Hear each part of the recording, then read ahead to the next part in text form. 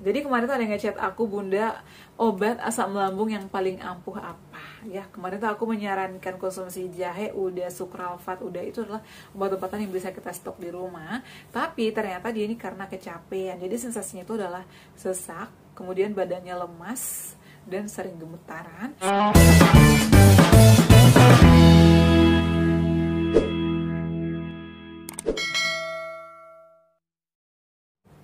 Assalamualaikum warahmatullahi wabarakatuh. Hai semuanya, kembali lagi di channel aku, Adeva dan Bunda. Apa kabarnya teman-teman? Semoga sehat selalu ya. Nah, di video kali ini aku akan bahas lagi seputar asam lambung GERD anxiety psikosomatis ya. Karena banyak sekali yang bertanya, dan di malam hari ini ya, dan kemarin aku itu nggak sempat live karena memang ada beberapa kerjaan yang harus aku selesaikan ya. Dan juga banyak kerjaan di rumah, jadi mohon dimaklumin. Nah, buat kalian nih yang sudah bertanya tapi belum aku sempat jawab pertanyaannya, ditunggu aja videonya ya. Insya aku bakal buatin videonya karena biasanya pertanyaan kalian itu panjang lebar. Selain itu juga pertanyaannya biasanya lebih dari satu orang.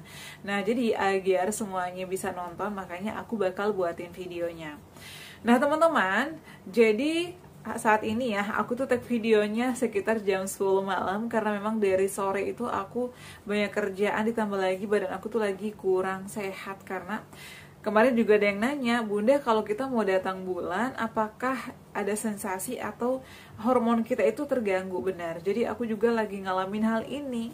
Jadi bawaannya tuh kayak lemas aja, bawaannya mager aja, padahal banyak pekerjaan yang harus diselesaikan. Jadi memang kalau perempuan yang mau datang bulan itu pasti ada aja yang dirasakan, entah itu perutnya nggak enak, kemudian juga selain itu entah uring-uringan, dan juga kayak mager-mageran gitu ya, ada aja. Kadang juga sensasinya kayak begah sendawa, kecapean, itu juga pasti muncul. Jadi tergantung cara kita menyikapinya seperti apa. Jadi kalau misalnya kalian lagi datang bulan atau PMS ya, terutama nih yang punya riwayat asam lambung GERD anxiety, harus hati-hati. Terapkan pola makannya, pola pikirnya, pola hidupnya, dan jangan kecapean juga. Perbanyak konsumsi air putih. Nah, untuk konsumsi air putih ini pakainya air yang suam-suam kuku aja ya, jangan yang dingin, jangan yang terlalu panas juga. Jadi suam-suam kuku aja. Nah, teman-teman, di video kali ini aku bakal bahas pertanyaan dari salah satu teman kita juga ya, pejuang asam lambung GERD anxiety psikosomatis ya. Ini kebetulan ada saudara aku ya, kemarin tuh dia ngechat. Dia itu memang ya kerjaannya banyak sekali, boleh dibilang itu Mbak Anita luar biasa, karena sehari itu kerjaannya banyak banget ya, merangkap, ngerjain inilah, itulah, dan lain sebagainya. Dan itu pulang ke rumah itu udah jam 10 malam hanya istirahat. Dan saya pernah menyarankan jangan terlalu kecapean, tapi kata dia nggak apa-apa, yang penting saya sehat. Dan sekarang dia mengalami asam lambung. Nah, dan pada kemarin itu ya, beberapa hari yang lalu, dia ngechat aku, Mbak, obat asam lambung apa? Bawaannya apa? Sensasinya apa? Dia lemas, sesak, ngap. Nah, teman-teman, aku itu selalu cerewet ke kalian karena sensasi asam lambung itu banyak. 1001 sensasi. Tadi juga ada yang ngechat aku, Bunda, kenapa sensasi ini sangat menyiksa? Kenapa sensasi ini banyak sekali? Apakah Bunda pernah ngalamin ini? Nah, teman-teman, penyakit ini sebenarnya ada sebab akibat, dan kalian tidak sendirian. Kalian sebelum mengalami ini sudah ada orang-orang yang mengalami hal ini, terutama aku. Jadi kalian itu tidak sendirian. Aku pernah ada di posisi kalian. Aku pernah berjuang 3 tahun. Kemarin ada juga yang nyinyir, Bunda nggak ada ciri-ciri sakit lambung karena Bunda aktif, bisa bikin video. Teman-teman, aku buat video ini setelah sembuh ya. Kalau misalnya masih sakit-sakitan, aku nggak mungkin dong memotivasi kalian, sedangkan aku sendiri juga butuh motivasi. Makanya aku share video-video ini adalah berdasarkan pengalaman pribadi aku ya, kayak gitu. Nah, jadi teman-teman jangan kecapean. Kenapa sih sensasinya banyak sekali? Jadi semua kan makanan-makanan yang masuk itu ke lambung ya, teman-teman. Jadi kalau misalnya kita telat makan, kita berlebihan, gak dikunyah halus, kecapean, kemudian selain itu juga kurang tidur, jadi pencernaan kita itu berhubungan juga dengan pikiran. Kalau misalnya kalian banyak pikiran, itu pasti mulai lagi muncul sensasinya. maka aku itu ngalamin sesak dan juga cemas. Selain itu juga bawaannya lemas. Cara yang harus dilakukan pertama adalah perbanyak konsumsi air putih.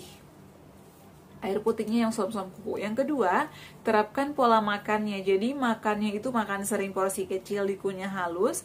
Kenapa sih Bu harus dikunyah halus? Setiap video Bunda selalu menyarankan. Ini juga ada yang nanya, Bunda kenapa sih ngomongnya harus dikunyah halus mulu? Karena makanan-makanan yang masuk ke perut kita atau ke lambung kita itu, kalau misalnya nggak dikunyah halus, nanti akan muncul lagi sensasinya. Karena lambung kita itu sensitif. Apalagi kalau misalnya udah ada luka, udah ada tukak, udah ada iritasi, udah ada radang. Jadi harus hati-hati.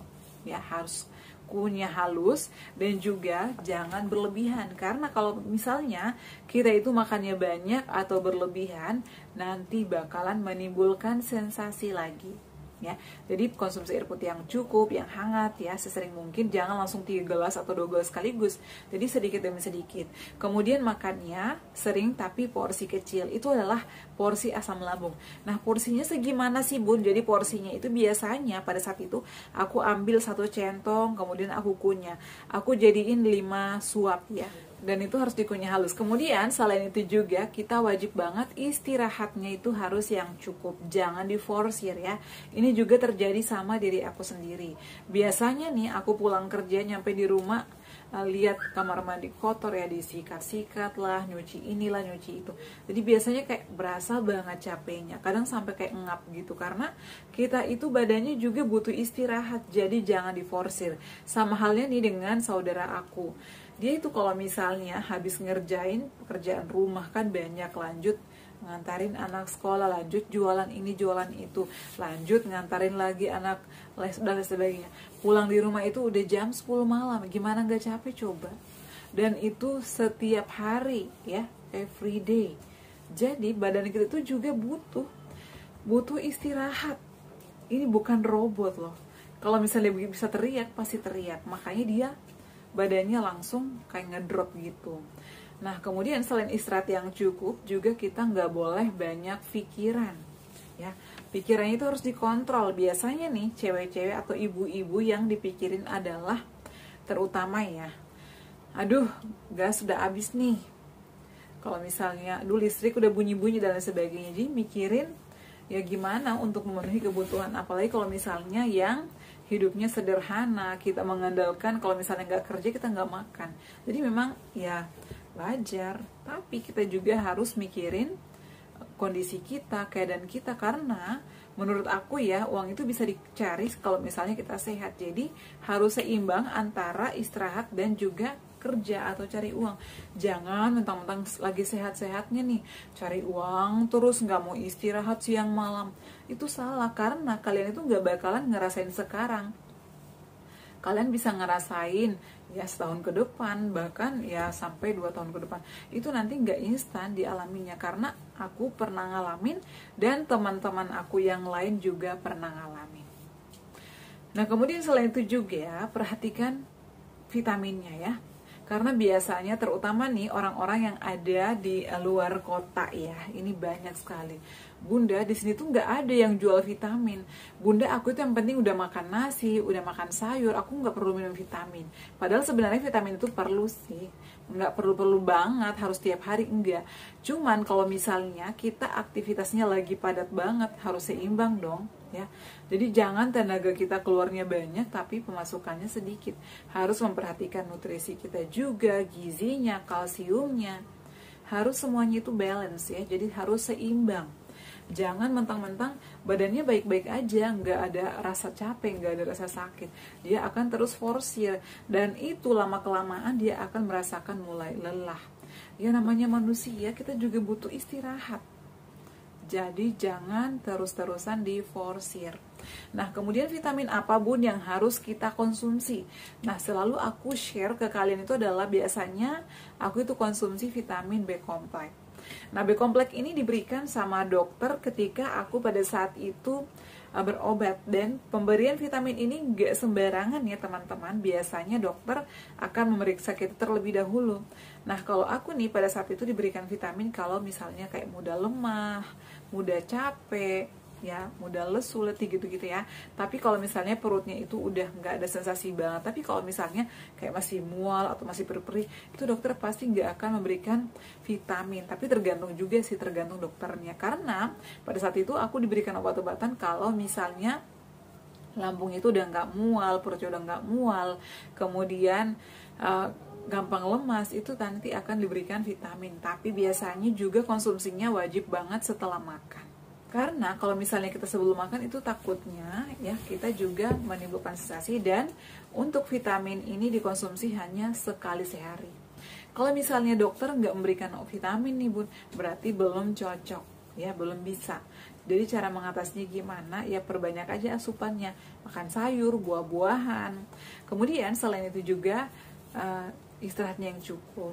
Selain itu juga bisa dibantu sama susu. Kalau misalnya udah nggak ada sensasi perutnya, bisa dibantu susu ya, kayak susu kambing apa aja, susu SR, susu Etawa, kemudian susu Unland, itu boleh-boleh aja, nggak apa-apa. Tapi teman-teman, saran aku, perhatikan kondisi kalian. Kalau misalnya lambungnya masih suka perih, begas, sendawa-sendawa, susu jangan dulu ya. Mendingan sih menurut aku perhatikan aja asupannya. Kalau mau konsumsi vitamin kayak B-kompleks itu boleh, tapi kalau perutnya udah nggak kayak perih-perih atau mual, B-kompleks, Neurobion ya, Blackmores itu juga bagus. Jadi aku pada saat itu disaranin untuk konsumsi vitamin tersebut atau kalsium yang mengandung kalsium, karena kita kan gampang capek, kadang kayak tulang-tulang kita sakit, linu, kebas-kebas, itu juga karena peredaran darah kita nggak lancar. Nah tadi juga ada teman kantorku, dia juga punya riwayat asam lambung. Dia tuh sering banget sakit pinggang. Nah awalnya dia tuh selain sekantor sama aku, dia juga ngojek ya, gojek. Namanya laki-laki nggak mau diam ya kalau lagi sehat. Kemudian juga dia jualan, dan itu mengunjungi beberapa kantor-kantor yang ada di Jakarta. Menurut aku sih luar biasa ya. Tapi saat ini tuh dia udah mulai ngerasain, Dek, ternyata aku nggak sekuat dulu lagi sejak kena asam lambung. Dan larinya itu kemana? Lambungnya sih katanya udah nggak selalu kambuh, tapi yang dirasa itu adalah pinggang. Jadi itu kalau kecapean pasti pinggangnya sakit, panas. Ya itu sebenarnya dari asam lambung juga. Nah dan kita itu nggak boleh kurang minum. Awalnya dia ngerasain sakit pinggang karena itu kurang minum. Jadi aku selalu menyarankan konsumsi air putih yang cukup ya, 2 liter per hari atau 8 gelas. Karena kalau misalnya kita kekurangan cairan, kekurangan mineral, itu nanti bawaannya itu kayak lemas aja, lunglai, kayak gitu ya teman-teman. Dan juga jangan terlalu lama duduk, istirahatnya yang cukup, jangan menahan pipis, insya Allah bisa sembuh. Nah kemudian ini saudara aku, dia nggak bisa menghindari cabai teman-teman.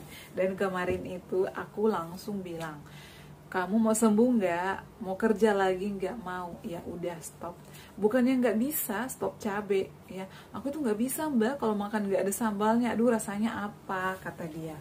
Kemudian aku nggak bisa kalau makan yang direbus-rebus, maunya gorengan. Namanya orang Sunda ya, maunya gorengan tahu, tempe sama sambal aja udah jadi. Nah jadi kalau nggak mau sakit ya hindari dulu pantangannya. Kalau udah sembuh baru boleh makan lagi. Dengan catatan jangan berlebihan, jangan kecapean, makanannya jangan sembarangan juga. Mentang-mentang udah capek kerja seharian mau makan apa aja, no. Jadi perhatikan ya, sayangi diri kalian. Karena kalau nggak kalian sendiri, siapa yang mengetahui ya kondisi kita itu cuman diri kita sendiri. Yang ngerasain itu kan kita, orang lain itu nggak tahu ya. Meskipun dokter yang udah memeriksa kita, kamu nggak apa-apa, tapi kan yang ngerasain kita. Aku tuh ya dulu setiap kali kontrol, kata dokter, kamu ini udah nggak apa-apa dok, aku yang ngerasain sesak itu nggak enak, ngap itu nggak enak, bikin cemas, bikin panik. Nah kemudian kalau misalnya kayak masih suka cemas-cemas dan sesak, terapkan olahraga ringan. Jadi jangan mentang-mentang kesibukannya banyak lupa olahraga, terutama di pagi hari, berjemur. Kemudian lakukan ya latihan pernafasan, tarik nafas, tahan ya sekitar 3 detik, hembuskan melalui mulut secara perlahan-lahan. Rilekskan badan kalian. Kemudian sering-sering lakukan relaksasi, meditasi, agar pikiran kita itu tenang, Aku juga dulu pernah ngalamin itu teman-teman. Jadi kalian gak sendirian, kalian gak usah takut. Jadi ayo mulai sekarang terapkan pola hidupnya, jangan kecapean, istirahatnya yang cukup, tidurnya yang cukup, jangan begadang. Dan ini saudaraku dia jualan nasi uduk itu kan bangunnya paling jam 2 malam. Jualan sampai siang atau jam 10. Setelah itu ngantar anak, nyuci, Masya Allah banget sih kerjaannya. Jadi menurut aku emang sih dia harus istirahat dan ya makanannya harus dipantang. Ditambah lagi nggak ada asupan nutrisi ya, gizi-gizi yang lain kayak susu, dia nggak konsumsi susu. Makanya saat ini kayak badannya itu ngedrop banget. Banyak sekali loh teman-teman aku yang tadinya bisa kemana-mana, bisa ngerjain ini itu, saat ini tuh mulai ya perlahan-lahan dikurangi. Pada saat ketemu saya, Bun ternyata benar loh yang kamu bilang, kita tuh nggak boleh kecapean karena bakal ngerasain di badan itu nggak enak teman-teman. Ya, sekuat-kuatnya orang kalau misalnya selalu diforsir setiap hari itu nanti bakalan jatuh juga, bakalan ngedrop juga. Jadi menurut aku sih lebih baik mencegah daripada mengobati karena sudah banyak buktinya. Yang udah kena asam lambung GERD itu bisa sembuh total, tapi kita harus disiplin. Gak bisa normal lagi kayak dari awal tanpa bekas, itu susah. Yes, aku aja nih kalau misalnya udah mulai capek, udah mulai kelelahan, itu aku nggak boleh maksain. Makanya hari ini tuh sebenarnya jadwal syuting aku ya ba'da maghrib karena aku lagi nggak sholat. Tapi karena badan aku lagi nggak enak, jadi aku nggak maksainnya. Aku nggak tidur tadi, cuma rebahan aja selonjoran. Karena mood aku memang juga lagi nggak mood ya. Jadi ya udah, jadi aku istirahat dulu. Ini aku tag videonya ini di hampir jam 10 sekarang ya. Di Jakarta itu udah jam 21.51 malah. Karena jam 21.58. Karena memang kita itu butuh kenyamanan. Kalau udah enakan badannya baru mulai beraktivitas lagi, baik itu aktivitas rumah, kantor, ataupun ya kerjaan apapun, jangan dipaksakan. Kayak gitu ya terkait asam lambung yang lemas-lemas. Perbanyak konsumsi air putih, dibantu juga vitamin. Kalau masih sering ngap, latihan pernafasannya ya. Dan juga relaksasi agar otot-ototnya juga nggak terlalu tegang, agar tulang-tulangnya juga ya biasanya kan keropos, ya latihan jalan agar darah kita juga lancar. Kayak gitu ya teman-teman, sorry panjang lebar karena ini aku share berdasarkan pengalaman aku dan juga pengalaman teman-teman aku ya. Semoga bermanfaat dan bisa memotivasi kalian semua ya. Jangan lupa untuk terus dukung channel aku Adeva dan Bunda dengan cara like, comment, share, dan subscribe. Assalamualaikum warahmatullahi wabarakatuh. Sampai ketemu lagi di video-video aku selanjutnya. Bye.